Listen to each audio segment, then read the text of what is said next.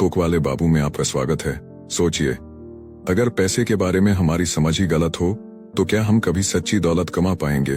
क्या अमीर बनने के लिए सिर्फ इन्वेस्टमेंट टिप्स ही काफी है?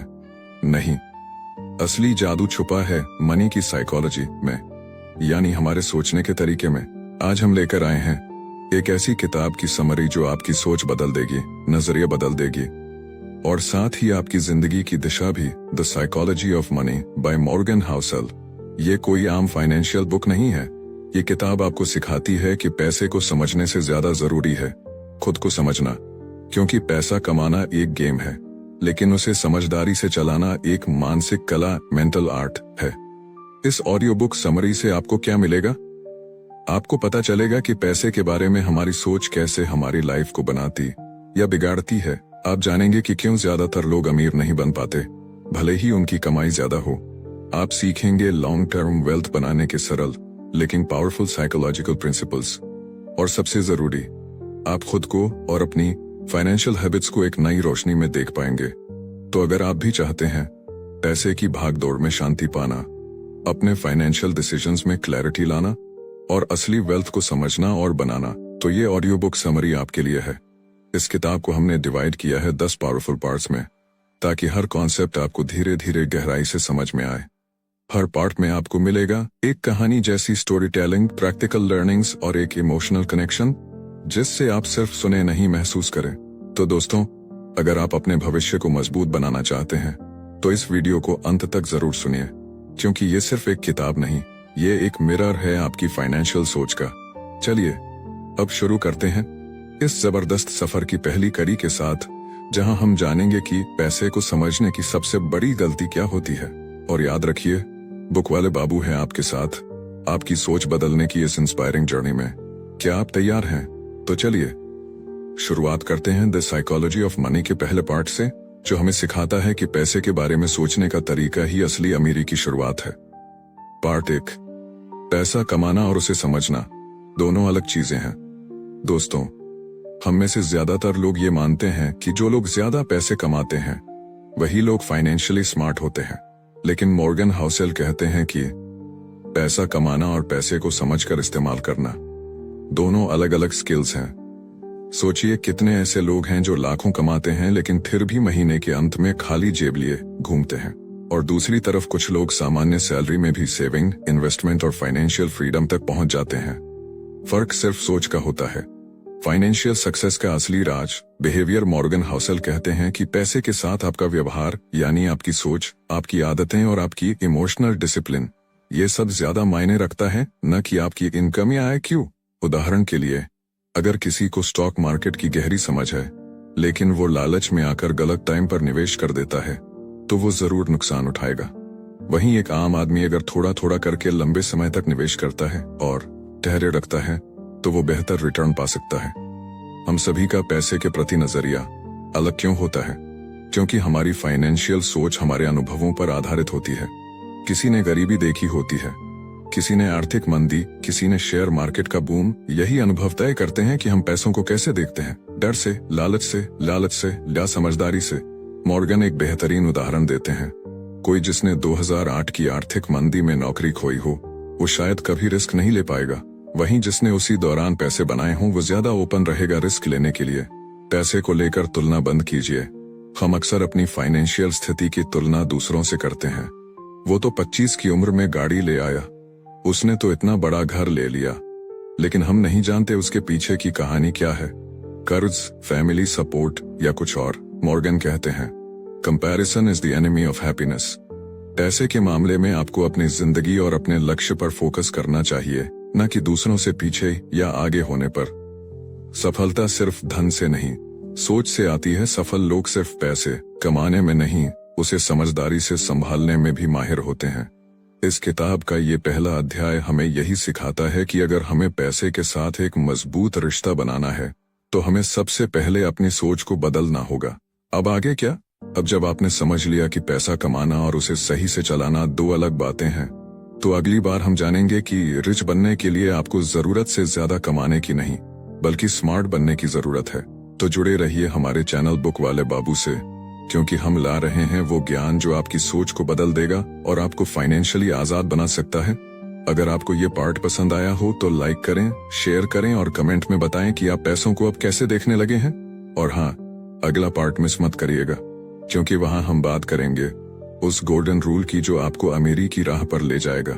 बुक वाले बाबू, जहां किताबें बदलती हैं जिंदगी। चलिए अब बढ़ते हैं द साइकोलॉजी ऑफ मनी के पार्ट 2 की ओर, जहां हम सीखेंगे कि असली अमीरी की कुंजी कमाना नहीं, बचाना होता है। पार्ट 2, बचत। अमीरी की असली पहचान। आपने कई बार लोगों को ये कहते सुना होगा, मुझे तो बस इतना कमाना है कि जिंदगी सेट हो जाए। लेकिन मॉर्गन हाउसेल कहते हैं, जिंदगी तब सेट होती है जब आपकी इनकम से ज्यादा आपकी सेविंग होती है। दुनिया में करोड़ों कमाने वाले ऐसे कई लोग हैं जो कर्ज में डूबे होते हैं। वहीं एक आम इनकम वाला इंसान भी आर्थिक रूप से आजाद हो सकता है, अगर उसे बचत करना आता है। यही इस अध्याय का असली संदेश है। बचत क्यों इतनी जरूरी है? क्योंकि बचत आपको सिर्फ पैसों की सुरक्षा नहीं देती, ये आपको फ्रीडम देती है, सोचने की, चुनने की और जरूरत पड़ने पर बदलने की। सोचिए, अगर आपके पास कुछ महीनों की सेविंग है तो आप अपने खराब जॉब से छुटकारा पा सकते हैं, अपने पैशन को फॉलो कर सकते हैं, बुरी स्थिति में मजबूरियों से लड़ सकते हैं। मॉर्गन कहते हैं, बचाते हुए पैसा कमाते रहना एक सुपर पावर जैसा है। सेविंग का सोच से क्या रिश्ता है? हम में से कई लोग सोचते हैं, जब ज्यादा कमाने लगूंगा तब बचाऊंगा। लेकिन मॉर्गन कहते हैं, सेविंग एक आदत है, इनकम पर नहीं सोच पर निर्भर करती है। अगर आप 20,000 में भी 2,000 बचा सकते हैं तो 2 लाख की इनकम में भी 20,000 जरूर बचा सकते हैं। लेकिन अगर आप जितना कमाते हैं उतना उड़ा देते हैं तो कितनी भी इनकम हो, सेविंग शून्य ही रहेगी। सेविंग इनकम आपका ईगो। मॉर्गन एक दमदार लाइन कहते हैं, आप जितनी सेविंग कर पाते हैं वो इस पर निर्भर करता है कि आप दूसरों को इम्प्रेस करने की कितनी कोशिश कर रहे हैं। सोचिए, क्या महंगे फोन, ब्रांडेड कपड़े, बड़ी गाड़ी सब इसलिए नहीं लेते कि लोग देखकर तारीफ करें, लेकिन ये सब चीजें आपकी सेविंग को खत्म कर देती हैं। असली अमीरी यह है कि आप कम में भी खुश रहना सीखें और दूसरों को दिखावा न करें। कॉम्पाउंड इफेक्ट का असली खेल। सेविंग तब सबसे ताकतवर बनती है जब उसे टाइम और धैर्य मिलता है। मॉर्गन कहते हैं, compound interest is not just a financial concept, it's the secret to wealth. छोटी छोटी सेविंग जब लंबे समय तक की जाती है तो उसका असर एक्सपोनेंशियल होता है। जैसे 100 रोज बचाने से 1 साल में 500 इसे साइप में डालिए और 10 साल में यह लाखों बन सकता है। बस शर्त यह है कि आप कंसिस्टेंट और पेशेंसफुल रहें। सेविंग का सबसे बड़ा फायदा, मन की शांति। सेविंग सिर्फ अमीर बनने के लिए नहीं होती, ये होती है अंदर की शांति के लिए। क्योंकि जब आपके पास सेविंग होती है तो आप फैसले बिना डर के ले पाते हैं। आपको हर महीने EMI के डर से जीना नहीं पड़ता। आपके पास जिंदगी के उतार चढ़ाव से लड़ने की ताकत होती है। मॉर्गन इसे फ्रीडम मनी कहते हैं, ऐसा पैसा जो आपको दूसरों के आगे हाथ फैलाने से बचाता है। तो अब क्या करें? अब जब आप समझ चुके हैं कि कमाना काफी नहीं, बचाना जरूरी है, तो अगली बार हम बात करेंगे कंपाउंडिंग की, उस जादुई ताकत के बारे में जो आपकी छोटी सी सेविंग को बड़ा बना सकती है। तो जुड़े रहिए हमारे साथ बुक वाले बाबू, क्योंकि हम सिर्फ किताबें नहीं पढ़ते, हम वो सोच गढ़ते हैं जो आपकी जिंदगी बदल सकती है। आपसे एक सवाल, क्या आपने कभी महीने के आखिर में सोचा है कहाँ चला गया सब पैसा? तो चलिए कमेंट में बताइए कि आप अपनी सेविंग की आदत को कैसे बेहतर बना सकते हैं। वीडियो पसंद आए तो लाइक और शेयर जरूर करें और हमारे चैनल बुक वाले बाबू को सब्सक्राइब करना न भूलें, क्योंकि याद रखिए, असली अमीरी पैसे से नहीं, सोच से आती है। अगले पार्ट में हम सीखेंगे कि छोटी आदतें कैसे बना सकती हैं बड़ी दौलत। मिलते हैं अगले एपिसोड में सिर्फ बुक वाले बाबू पर। आइए अब चलते हैं द साइकोलॉजी ऑफ मनी के पार्ट 3 की ओर, जहां हम बात करेंगे एक ऐसी शक्ति की जो अमीरी की असली चाबी है, कंपाउंड इंटरेस्ट यानी चक्रवृद्धि ब्याज की। पार्ट 3, कंपाउंडिंग, अमीरी का असली जादू। आपने ये कहावत तो सुनी ही होगी, रोम wasn't built in a day। ठीक वैसे ही दौलत भी एक रात में नहीं बनती। मॉर्गन हाउसेल इस बात पर जोर देते हैं कि दुनिया की सबसे बड़ी दौलत धीरे धीरे और लगातार बने निर्णयों और धैर्य का नतीजा होती है। और यही है कंपाउंडिंग का जादू। कंपाउंडिंग क्या है? साधारण भाषा में कहें तो कंपाउंडिंग का मतलब है पैसे पर पैसा बनना और फिर उस पैसे पर और पैसा बनना। उदाहरण के तौर पर अगर आपने 1,000 रुपए को 10% की दर पर निवेश किया तो 1 साल बाद वो 1,100 रुपए बन जाएगा। दूसरे साल 10% उस 1,100 रुपए पर लगेगा और ऐसा करते करते वो रकम कई गुना बढ़ती जाती है। वॉरेन बफेट का जादू। कंपाउंडिंग का सबूत वॉरेन बफेट की कुल दौलत में से 99% उन्होंने 50 साल की उम्र के बाद कमाई। क्यों? क्योंकि उन्होंने बहुत अर्ली एज में निवेश शुरू किया और उसे लंबे समय तक चलने दिया।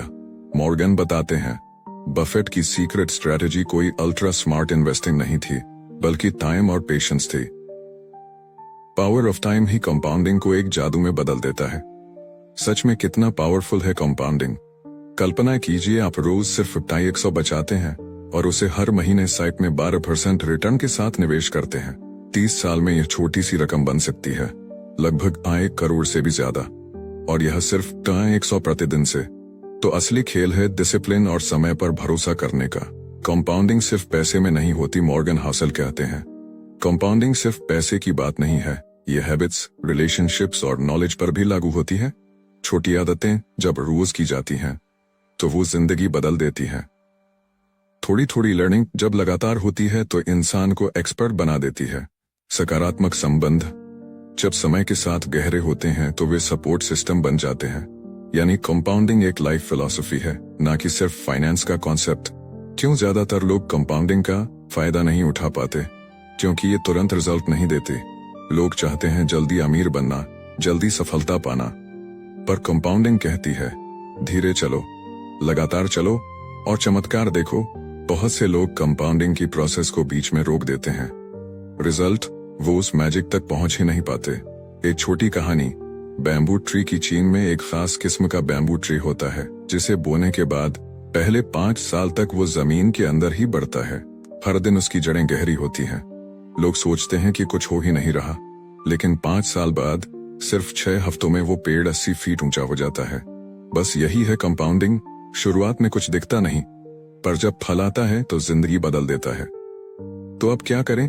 अभी से शुरू करें, चाहे छोटा अमाउंट ही क्यों ना हो। भरोसा रखें कि समय के साथ सब बढ़ेगा, बीच में रुके नहीं। कंपाउंडिंग की ताकत पेशेंस से ही मिलती है। मॉर्गन हाउसेल की एक लाइन से इस चैप्टर को खत्म करते हैं, the most powerful investing tool is time, not IQ।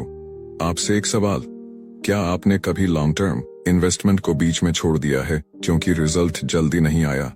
Comment में जरूर बताइए और इस वीडियो को लाइक शेयर जरूर करें। और हाँ, अगर आपने अभी तक बुक वाले बाबू को सब्सक्राइब नहीं किया है तो अभी कीजिए, क्योंकि हम ला रहे हैं हर हफ्ते ऐसी किताबों की बातें जो जिंदगी का नजरिया बदल दें। अगले पार्ट में हम जानेंगे कि आपकी किस्मत से ज्यादा जरूरी होती है आपकी सोच। तो जुड़े रहिए बुक वाले बाबू के साथ, जहां किताबें बोलती हैं और जिंदगी बदलती है। आइए अब हम चलते हैं द साइकोलॉजी ऑफ मनी के पार्ट 4 की ओर, जहां हम बात करेंगे एक ऐसे विषय की जो अक्सर अमीर बनने की राह में सबसे बड़ी रुकावट बनता है, लक और रिस्क, यानी किस्मत और जोखिम। पार्ट 4, किस्मत बनाम मेहनत। अमीरी का असली खेल। हम अक्सर सोचते हैं कि जो लोग सफल हैं उन्होंने कुछ एक्स्ट्राऑर्डिनरी किया होगा, पर क्या सच में सिर्फ मेहनत और टैलेंट ही अमीरी की गारंटी है? मॉर्गन हाउसेल इस पार्ट में हमें एक नया नजरिया देते हैं। वो कहते हैं कि किस्मत और रिस्क दोनों ही हमारी जिंदगी में गहराई से जुड़े हुए हैं और इनका असर हमारी सोच से कहीं ज्यादा होता है। बिल गेट्स और लक का किस्सा। बिल गेट्स आज दुनिया के सबसे सफल और अमीर लोगों में गिने जाते हैं, पर क्या आपने सोचा है कि क्यों वही बिल गेट्स बना और कोई और नहीं? मॉर्गन बताते हैं कि बिल गेट्स अमेरिका के एक ऐसे स्कूल में पढ़ते थे जहां 1968 में ही कंप्यूटर लैब थी, जब ज्यादातर स्कूलों ने कंप्यूटर का नाम भी नहीं सुना था। यह सिर्फ हार्ड वर्क नहीं था, यह था एक्सेप्शनल लक। लेकिन क्या हर कोई इतना लकी होता है? उसका दोस्त केंट एवंस बिल गेट्स का बचपन का सबसे करीबी दोस्त था। बहुत ही इंटेलिजेंट, विजनरी और ड्रिवन, लेकिन एक क्लाइंबिंग एक्सीडेंट में उसकी मौत हो गई। न कोई गलती, न कोई खराब डिसीजन, बस बैड लक। ये कहानी हमें बताती है कि success is not always because of your brilliance and failure is not always because of your stupidity. Luck और रिस्क एक ही सिक्के के दो पहलू। लक और रिस्क दोनों ही ऐसी शक्तियां हैं जो नजर नहीं आती, पर इनका असर गहरा होता है। लक आपको एक मौका दे सकती है जो दुनिया से अलग बना दे। रिस्क आपकी पूरी मेहनत को एक झटके में खत्म कर सकती है। मॉर्गन कहते हैं कि डोंट जज people only by outcomes because outcomes often lie. आपको किसी की सफलता या असफलता को देखकर पूरी कहानी का अंदाजा नहीं लगाना चाहिए, क्योंकि शायद वहां किस्मत या जोखिम का बड़ा रोल हो। तो हमें क्या करना चाहिए? 1, ह्यूमिलिटी रखो। अगर आप सफल हो गए हो तो मानो कि उसमें थोड़ा लक भी था, घमंड मत करो। 2, एम्पैथी रखो। जो लोग असफल हुए हैं उन्हें जज मत करो, हो सकता है कि उन्होंने भी कड़ी मेहनत की हो। 3. बैलेंस माइंडसेट रखो। अपने प्लान्स बनाओ, मेहनत करो, पर रिस्क और अनसर्टेनिटी के लिए तैयार भी रहो। क्यों जरूरी है इसे समझना? क्योंकि जब हम सिर्फ सफल लोगों की कॉपी करने की कोशिश करते हैं तो हम उनकी किस्मत के रोल को अनदेखा कर देते हैं, और जब हम फेल हो जाते हैं तो खुद को या दूसरों को दोष देने लगते हैं, जबकि शायद वो सिर्फ रिस्क का खेल था। मॉर्गन कहते हैं कि be careful who you praise and who you look down upon. Her success और हर फेलियर में कोई ना कोई हिडन फैक्टर जरूर होता है जो हमें दिखता नहीं, लेकिन होता जरूर है। एक उदाहरण, स्टॉक मार्केट। 2 लोग एक ही स्टॉक में निवेश करते हैं, एक को 2x रिटर्न मिलता है और दूसरे को 50% नुकसान। क्या इसका मतलब है कि पहले वाला जीनियस है और दूसरा मूर्ख? नहीं, हो सकता है कि पहले वाले ने सिर्फ बेटर टाइमिंग से इन्वेस्ट किया हो, जो कि स्किल से ज्यादा लक का हिस्सा था। तो सही सोच क्या होनी चाहिए? सक्सेस पर गर्व करें, पर खुद को ओवर एस्टिमेट न करें। फेलियर से सीखें, पर खुद को अंडर एस्टिमेट न करें। हर फैसले को आउटकम से नहीं, प्रोसेस से जांचें। और सबसे बड़ी बात, जिंदगी में कंपैशन रखें, क्योंकि सब कुछ आपके कंट्रोल में नहीं होता। आपसे एक सवाल, क्या आपने कभी ऐसा कोई फैसला लिया है जो शानदार लग रहा था पर लक की वजह से गलत साबित हो गया? या कोई ऐसा मौका मिला जो आपकी जिंदगी बदल गया? नीचे कमेंट करके जरूर बताएं। आपके विचार दूसरों के लिए इंस्पिरेशन बन सकते हैं। और हाँ, अगर आपको हमारी यह सीरीज पसंद आ रही है तो इस वीडियो को लाइक करें, शेयर करें और चैनल बुक वाले बाबू को सब्सक्राइब करना बिल्कुल ना भूलें, क्योंकि आने वाला पार्ट और भी ज्यादा आई ओपनिंग होने वाला है। नेक्स्ट पार्ट में जानेंगे कि कैसे ज्यादा पैसा कमाने की लालच अक्सर हमें गरीब बना देती है। मतलब getting wealthy versus staying wealthy में बहुत फर्क होता है। बुक वाले बाबू के साथ बने रहिए, जहां किताबें सिर्फ पढ़ी नहीं जाती बल्कि महसूस की जाती हैं। आइए अब चलते हैं द साइकोलॉजी ऑफ मनी के पार्ट 5 की ओर, जहां हम जानेंगे एक बेहद जरूरी फर्क, धन कमाना और धन बचाए रखना। ये दोनों एक जैसे नहीं होते। पार्ट 5, धन कमाना और उसे बचाए रखना। 2 अलग दुनिया की कहानियां मॉर्गन हाउसेल इस अध्याय में बताते हैं कि अमीर बनने और अमीर बने रहने के लिए एक जैसी सोच काम नहीं करती। आप जिस माइंडसेट से पैसा कमा सकते हैं, वो जरूरी नहीं कि उसी माइंडसेट से आप उसे संभाल भी पाएं। जैसे ही हम पैसे कमाने लगते हैं, हम ये मान लेते हैं कि हम उसे बचा भी लेंगे, पर यही सबसे बड़ा धोखा होता है।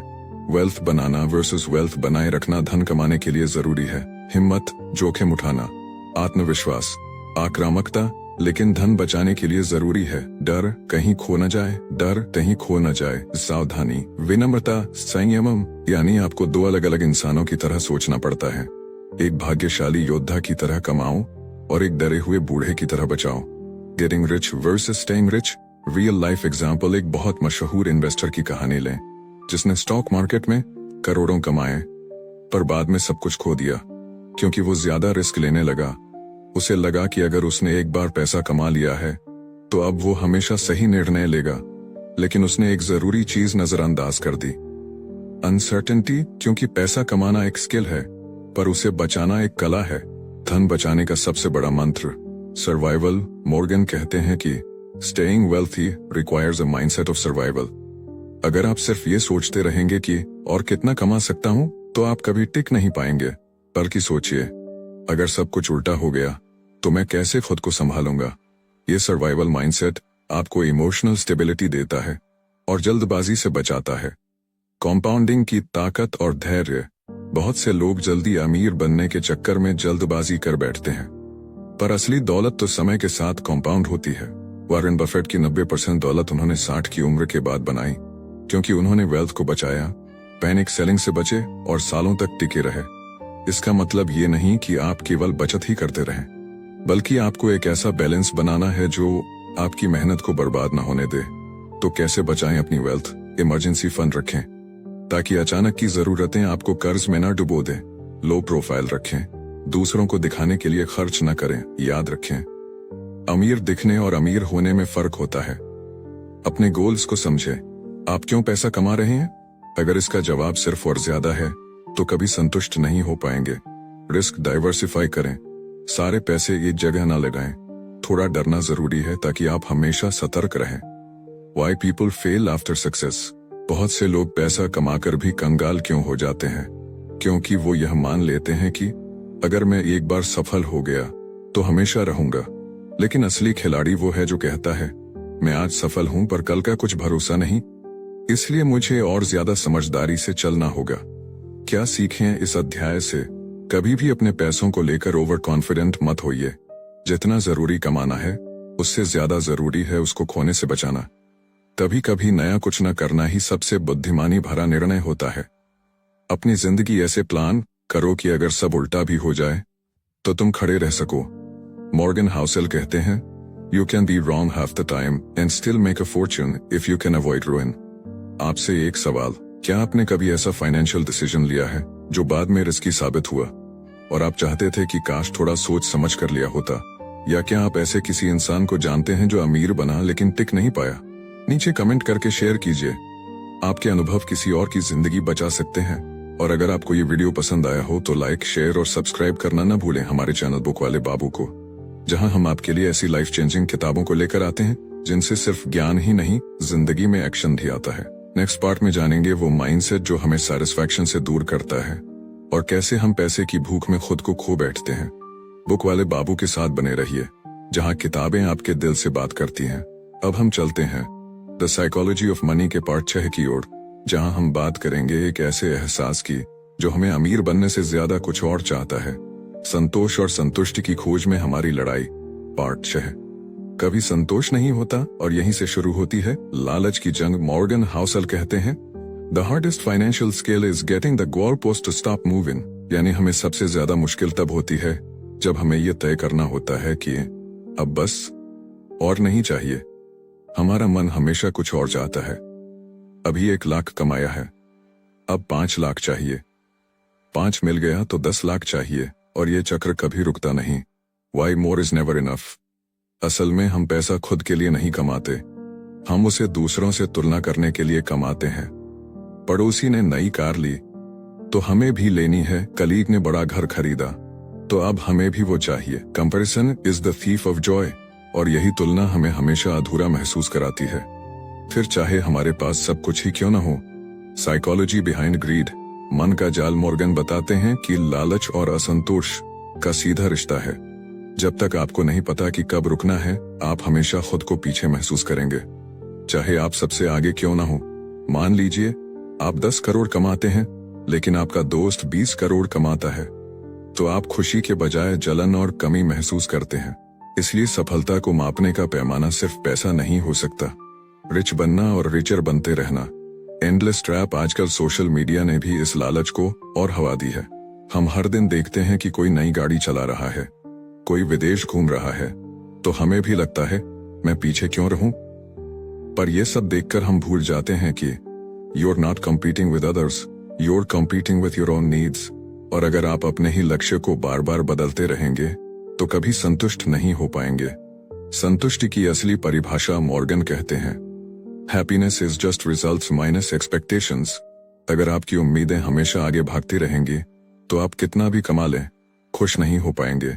यही कारण है कि कई करोड़पति भी दुखी होते हैं और कुछ साधारण कमाई वाले लोग बेहद संतुष्ट जीवन जीते हैं। वेयर टू स्टॉप, तो क्या करें? खुद के लिए लक्ष्य तय करें, न कि दूसरों को देखकर। डिफाइन योर इनफ, आपको कितना पैसा चाहिए जिससे आप और आपके परिवार का जीवन सुरक्षित, आरामदायक और खुशहाल हो।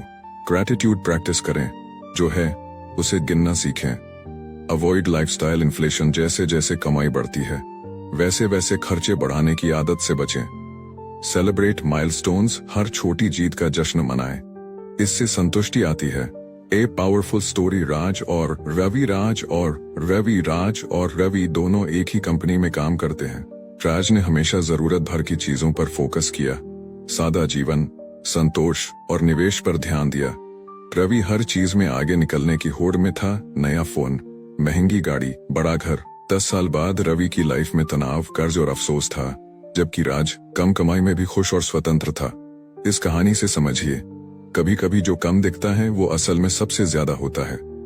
आपसे एक सवाल, क्या आपने कभी अपनी कमाई को लेकर ऐसा महसूस किया है कि बस थोड़ा और होता तो मैं खुश हो जाता? या क्या आपने कभी खुद को दूसरों से तुलना करते हुए पाया है? नीचे कमेंट में जरूर बताइए। आपका अनुभव किसी और को लालच से बचा सकता है। अगर आपको ये बातें दिल से छू गई हों तो लाइक, शेयर और सब्सक्राइब करना न भूलें हमारे चैनल बुक वाले बाबू को, जहां हम सिर्फ किताबें नहीं पढ़ते बल्कि उन्हें जिंदगी में उतारते हैं। नेक्स्ट पार्ट में जानेंगे पैसा और भाग्य का क्या रिश्ता है, क्या सफलता सिर्फ मेहनत से आती है या किस्मत भी रोल निभाती है। बुक वाले बाबू के साथ बने रहिए, जहां हर किताब आपको थोड़ा और समझदार बनाती है। अब हम चलते हैं द साइकोलॉजी ऑफ मनी के पार्ट 7 की ओर, जहां हम एक ऐसे विषय पर बात करेंगे जो शायद सबसे कम समझा जाता है लेकिन सबसे ज्यादा असर करता है, भाग्य, लक और जोखिम। रिस्क पार्ट 7, भाग्य और जोखिम। जो दिखता नहीं वही असल खेल बनाता है, मॉर्गन हाउसल कहते हैं।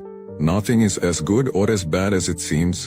किसी की सफलता देखकर हम अक्सर सोचते हैं ये इंसान कितना टैलेंटेड है, कितना स्मार्ट है, पर जो चीज हम नहीं देखते वो है भाग्य और जोखिम का रोल। किसी ने सही समय पर सही फैसला लिया या फिर उसे ऐसी जगह जन्म मिला जहां मौके ज्यादा थे, ये सब लक कहलाता है। वहीं किसी ने कड़ी मेहनत की लेकिन गलत समय पर मार्केट गिर गया तो उसका नुकसान रिस्क कहलाता है। भाग्य जब आपके कंट्रोल से बाहर चीजें साथ देती हैं। मॉर्गन एक शानदार उदाहरण देते हैं, बिल गेट्स का माइक्रोसॉफ्ट बनाना एक अद्भुत उपलब्धि थी, लेकिन क्या आप जानते हैं वो अमेरिका के उन चंद स्कूलों में पढ़े थे जहां कंप्यूटर पहले आया था, और वो कंप्यूटर एक्सेस उन्हें बहुत कम उम्र में मिला। अब सोचिए अगर वो किसी दूसरे स्कूल में होते, शायद वो आज बिल गेट्स न होते। तो इसका मतलब ये नहीं कि उनका टैलेंट कम है, बल्कि ये समझना जरूरी है कि भाग्य ने उन्हें एक शुरुआत में ही बढ़त दी। जोखिम जब आपने सब ठीक किया फिर भी नतीजे उल्टे निकले। मान लीजिए आपने सही समय पर सही स्टॉक्स में निवेश किया, सारी रिसर्च की, लेकिन एकदम से कोविड जैसी महामारी आ गई, अब सब मार्केट गिर गया। क्या इसमें आपकी कोई गलती थी? बिल्कुल नहीं, लेकिन फिर भी आपको नुकसान झेलना पड़ा। यही होता है रिस्क, जो हमारे कंट्रोल में नहीं होता लेकिन हमारी जिंदगी पर गहरा असर डालता है। प्रॉब्लम हम दूसरों की सफलता को स्किल मानते हैं और अपनी हार को लक या रिस्क। जब कोई बड़ा बनता है तो हम कहते हैं वो बहुत मेहनती है, बहुत तेज है, लेकिन जब हम फेल होते हैं तो कहते हैं मेरी किस्मत ही खराब थी। मॉर्गन बताते हैं कि ऐसा सोचना बहुत डेंजरस है, क्योंकि इससे हम या तो खुद को ज्यादा बड़ा समझने लगते हैं या अपनी गलतियों से सीखना बंद कर देते हैं। तो हमें क्या करना चाहिए? कभी भी एक 100% क्रेडिट ना लें, ना ब्लेम लें। अपने एफर्ट्स को रिस्पेक्ट करें, लेकिन आउटकम को हमेशा एक पिंच ऑफ सॉल्ट के साथ लें। दूसरों की सक्सेस देखकर जलन न करें, हो सकता है उनकी कहानी में ऐसे मौके हों जो आपके पास नहीं थे। रिस्क को हमेशा प्लान में शामिल करें। लाइफ में अनसर्टेनिटी एक रियलिटी है, उससे भागना नहीं, उसे अपनाना सीखिए। डाइवर्सिफाई कीजिए, एक ही चीज पर ऑल इन जाना बहुत रिस्की हो सकता है। ओवर कॉन्फिडेंस से बचिए। अगर आज आपको सफलता मिली है तो जरूरी नहीं कि कल भी मिले। Story time. नेहा और राहुल दो दोस्त थे। नेहा ने एक स्टार्टअप शुरू किया, कड़ी मेहनत की, दिन रात एक कर दिए। राहुल ने भी ऐसा ही किया, लेकिन उसकी कंपनी कोविड के चलते बंद हो गई। लोग नेहा को जीनियस मानने लगे और राहुल को फेलियर। पर क्या फर्क मेहनत में था? नहीं, फर्क बस टाइमिंग और भाग्य का था। क्या भाग्य को बहाना बना लें? बिल्कुल नहीं। भाग्य का मतलब ये नहीं कि हम कुछ करें ही नहीं, बल्कि इसका मतलब है कि हमें अपने एटीट्यूड में ह्यूमिलिटी और रियलिज्म रखना चाहिए। Be proud of your efforts, be humble about your results. सफलता के लिए सही नजरिया। जो चीजें आपके कंट्रोल में हैं, उस पर पूरा ध्यान दीजिए। जो चीजें आपके कंट्रोल में नहीं हैं, उन्हें ज्यादा सोचिए मत। दूसरों से तुलना न करें, क्योंकि उनका भाग्य और जोखिम आपकी जिंदगी से अलग है। आपसे एक सवाल, क्या आपको कभी ऐसा लगा कि आपने मेहनत तो पूरी की थी, लेकिन नतीजे आपकी उम्मीद से अलग आए? या क्या आपने किसी की सफलता को देखकर कभी सोचा कि काश मेरी भी किस्मत ऐसी होती? नीचे कमेंट में जरूर बताइए, क्योंकि बुक वाले बाबू सिर्फ किताबें नहीं, जिंदगी की सच्चाई भी समझाता है। अगर आपको ये भाग पसंद आया हो तो लाइक, शेयर और सब्सक्राइब जरूर कीजिए हमारे चैनल बुक वाले बाबू को। नेक्स्ट पार्ट में जानेंगे क्यों हम खुद को ज्यादा समझदार समझते हैं और कैसे ये गलत फहमी हमें नुकसान पहुंचा सकती है। बने रहिए बुक वाले बाबू के साथ, जहां हर किताब जिंदगी का नया अध्याय खोलती है। अब हम शुरू करते हैं द साइकोलॉजी ऑफ मनी का पार्ट 8, और इस बार हम बात करेंगे एक ऐसी सोच की जो हम सब में कहीं न कहीं मौजूद होती है। मुझे सब पता है, यानी ओवर कॉन्फिडेंस और इल्यूजन ऑफ कंट्रोल। पार्ट 8, ज्यादा समझदार बनने की गलत फहमी। जब हम सोचते हैं कि हमें सब पता है, मॉर्गन हाउसल कहते हैं, the more you think you know, the less you listen, and when you stop listening, you stop learning. हम में से बहुत लोग ये मान बैठते हैं कि उन्होंने सब सीख लिया है, और यहीं से शुरू होती है जिंदगी की बड़ी बड़ी गलतियां। ओवर कॉन्फिडेंस का मतलब होता है जब हम अपनी नॉलेज और एबिलिटी को जरूरत से ज्यादा आंकने लगते हैं, और ये सिर्फ सोच तक सीमित नहीं रहता, ये हमारे डिसीजंस में दिखने लगता है, और फिर अक्सर हम ऐसे रिस्क्स ले लेते हैं जो हमें बहुत महंगे पड़ सकते हैं। ओवर कॉन्फिडेंस की दुनिया में जीने वाले लोग कैसे सोचते हैं, मुझे मार्केट की चाल समझ में आ गई है। इस बार मैं कोई गलती नहीं करूंगा, मैं पहले भी सही था, अब भी रहूंगा। अब आपको क्या लगता है, ये सोच मजबूत है या कमजोर? सच्चाई ये है, जितना हम सोचते हैं कि हमें सब आता है, उतना ही हम नई चीजें सीखना बंद कर देते हैं, और वहीं से हम अपनी ग्रोथ को रोक देते हैं। एक स्टडी कहती है ओवर कॉन्फिडेंट इन्वेस्टर्स ज्यादा ट्रेड्स करते हैं, ज्यादा रिस्क लेते हैं, और अंत में कम रिटर्न्स पाते हैं। वजह, ओवर कॉन्फिडेंस उन्हें ब्लाइंडेड बना देती है। वो मानते हैं कि उनका हर फैसला सही है, और फिर उन्हें खुद की गलतियां नजर ही नहीं आती। इल्यूजन ऑफ कंट्रोल, जब हमें लगता है कि सब हमारे हाथ में है, एक और कॉमन ह्यूमन बायस है, इल्यूजन ऑफ कंट्रोल। सोचिए, आपने हर दिन की प्लानिंग कर ली है, हर खर्चे को कंट्रोल कर लिया, लेकिन फिर भी अचानक कुछ ऐसा हो गया जो आपकी सोच से बाहर था। क्या ये आपकी गलती थी? नहीं। लेकिन जब हम ये मान बैठते हैं कि हर चीज हमारे कंट्रोल में है, तो हम ऐसी रियलिटीज को इग्नोर करने लगते हैं जो कभी भी सामने आ सकती है। सीख, खुद को सब कुछ जानने वाला मत समझिए। मॉर्गन का कहना है, आप चाहे कितनी भी किताबें पढ़ लें, कितने भी एक्सपर्ट्स को सुन लें, आप कभी भी सब कुछ नहीं जान सकते। और इसी वजह से हमें चाहिए कि हम हमेशा क्यूरियस और हम्बल रहें। तो हमें क्या करना चाहिए? अपना ईगो साइड पर रखो, दूसरों की बात सुनो, और मानो कि हो सकता है आप गलत हो। अनसर्टेनिटी को अपनाओ। जिंदगी में बहुत कुछ हमारे कंट्रोल से बाहर होता है। Accept it. प्लान बी और प्लान सी जरूर रखो। अगर पहली योजना फेल हो जाए तो ऑल्टरनेटिव जरूरी है। अपने फैसलों को बार बार रीइवैल्यूएट करो। आज जो सही लग रहा है कल वो गलत भी हो सकता है। लर्निंग को कभी मत रोको, रोज कुछ नया सीखो और हमेशा स्टूडेंट बने रहो। एक छोटी सी कहानी। अमित और क्रिप्टो अमित को क्रिप्टो ट्रेडिंग में इनिशियल सक्सेस मिली। कुछ कॉइन्स में पैसे लगाए और प्रॉफिट भी मिला। अब वो सोचने लगा, मुझे सब आ गया है। उसने बिना सोचे समझे अपने सारे पैसे एक रिस्की कॉइन में डाल दिए, और फिर कुछ ही दिनों में वो कॉइन क्रैश कर गया। अमित का सारा पैसा चला गया। गलती क्या थी? उसने समझ लिया था कि उसे सब पता है। Self awareness is the real super power over confidence. आपको टेम्पोरेरली स्मार्ट फील कराता है, लेकिन सेल्फ अवेयरनेस आपको रियल सक्सेस की ओर ले जाती है। जब आप खुद को बेहतर समझने लगते हैं, अपने लिमिटेशंस, बायसेस, स्ट्रेंथ्स और वीकनेसेस को पहचानते हैं, तभी आप जिंदगी के असली खिलाड़ी बनते हैं।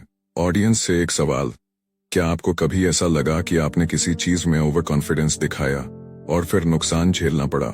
या कभी आपने किसी को देखा जो बहुत ज्यादा शूर था और फिर भी फेल हो गया? नीचे कमेंट करके जरूर बताइए। आपके अनुभव दूसरों के लिए भी सीख बन सकते हैं। अगर आपको ये भाग पसंद आया तो लाइक, शेयर और सब्सक्राइब जरूर कीजिए हमारे चैनल बुक वाले बाबू को। अगले पार्ट में हम जानेंगे क्यों पैसा कमाना और पैसा बचाना दो अलग अलग चीजें हैं, और क्यों बहुत से लोग अमीर बनते हैं लेकिन अमीर रह नहीं पाते। बने रहिए हमारे साथ बुक वाले बाबू पर, जहां हर शब्द आपको खुद से जोड़ता है और हर किताब आपकी सोच को एक नई दिशा देती है। अब शुरू करते हैं द साइकोलॉजी ऑफ मनी का पार्ट 9, जो आपको यह समझाएगा कि पैसा कमाना और पैसा बचाना दोनों में बहुत फर्क होता है। पार्ट 9, पैसा कमाना आसान है लेकिन उसे बचाकर रखना असली कला है, मॉर्गन हाउसल कहते हैं।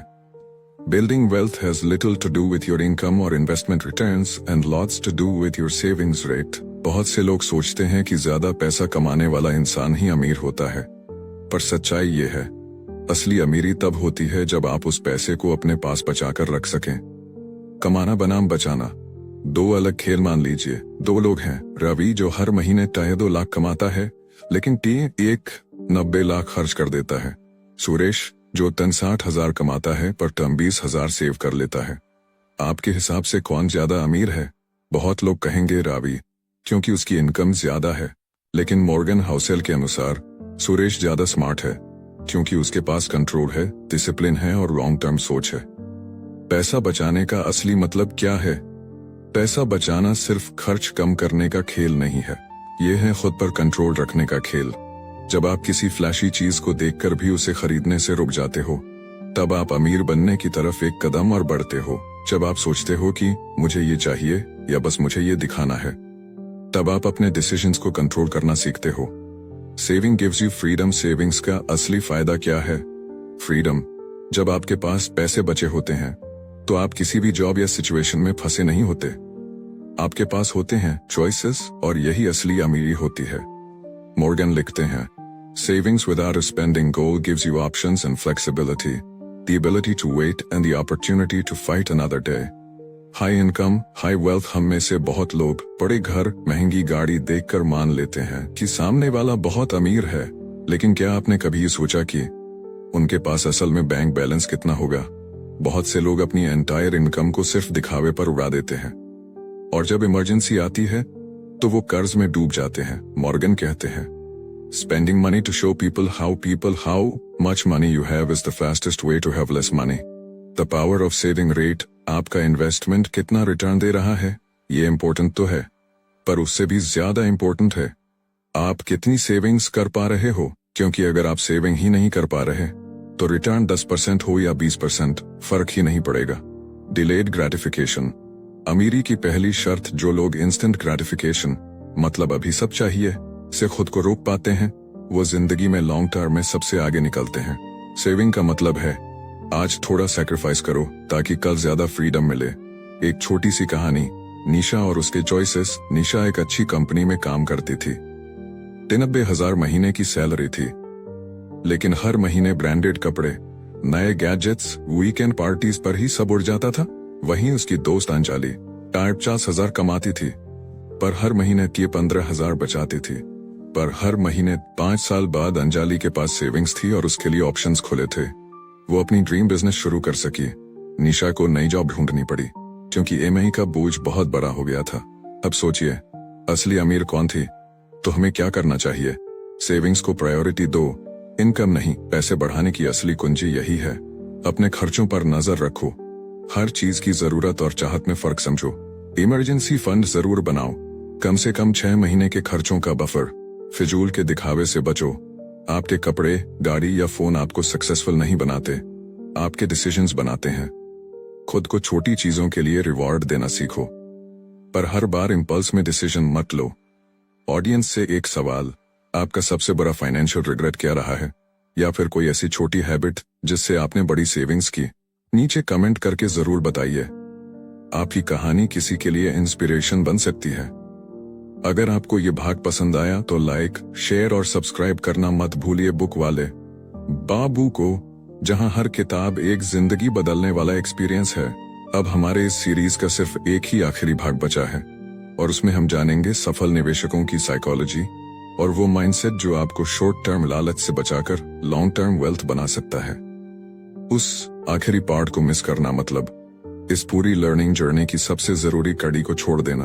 तो बने रहिए, जुड़े रहिए बुकवारे बाबू के साथ, जहां हर किताब से मिलता है एक नया नजरिया। अब पेश करते हैं द साइकोलॉजी ऑफ मनी का आखिरी और सबसे जरूरी भाग, पार्ट 10, जहां हम जानेंगे सफल निवेशकों की सोच और लंबे समय तक अमीर बनने का असली mindset. Part 10, long term wealth बनेन वेल माइंडसेट और साइकोलॉजी। मॉर्गन हाउसेल कहते हैं, doing well with money has a little to do with how smart you are and a lot to do with how you behave. मतलब ये कि पैसा बनाने के लिए आपको कोई फाइनेंस जीनियस नहीं बनना, बस आपको सही आदतें बनानी होती है। लॉन्ग टर्म थिंकिंग, अमीर बनने का असली रास्ता हमेशा याद रखिए, शॉर्टकट से कभी स्थायी अमीरी नहीं आती। बहुत से लोग सोचते हैं कि अगर एक बार किसी स्टॉक में पैसा लगाकर वो डबल हो गया तो यही सक्सेस है, पर मॉर्गन बताते हैं सच्ची वेल्थ पेशेंस और कंसिस्टेंसी से बनती है। The most powerful tool in wealth building is time, not timing. मतलब आपने कब इन्वेस्ट किया, इससे ज्यादा जरूरी है कि आप कितना समय तक इन्वेस्टेड रहे। कंपाउंडिंग सबसे बड़ा जादूगर अल्बर्ट आइंस्टाइन ने कहा था, compound interest is the 8th wonder of the world. और ये बात पैसा कमाने पर 100% लागू होती है। लेकिन असली सवाल ये है, क्या हम इतना पेशेंस रखते हैं कि कंपाउंडिंग का जादू दिखे? मॉर्गन की सबसे इंस्पायरिंग एग्जाम्पल है वॉरेन बफेट। वॉरेन बफेट ने ज्यादातर पैसा अपने 50 और 60 के बाद बनाया, क्योंकि वो लंबे समय तक इन्वेस्ट करते रहे। रिस्क को समझना और हैंडल करना अमीर बनने के रास्ते में रिस्क आना तय है। लेकिन मॉर्गन हमें बताते हैं, risk is what's left when you think you've thought of everything। कोई भी फाइनेंशियल डिसीजन लेते वक्त परफेक्ट सर्टेनिटी नहीं होती, इसलिए जरूरी है कि हम अपने कंफर्ट जोन के अनुसार रिस्क लें, न कि दूसरों की देखा देखी। आपका माइंडसेट ही आपकी वेल्थ डिफाइन करता है। कुछ जरूरी ट्रेट्स जो हर सफल निवेशक में पाई जाती है। 1. पेशेंस, धैर्य। जल्दबाजी करने वाला इन्वेस्टर ज्यादातर लूज करता है। 2. ह्यूमिलिटी, विनम्रता, ये समझना कि आप हमेशा सही नहीं हो सकते। 3. फ्लेक्सिबिलिटी, लचीलापन, बदलते समय के साथ अपना प्लान एडजस्ट करना। 4.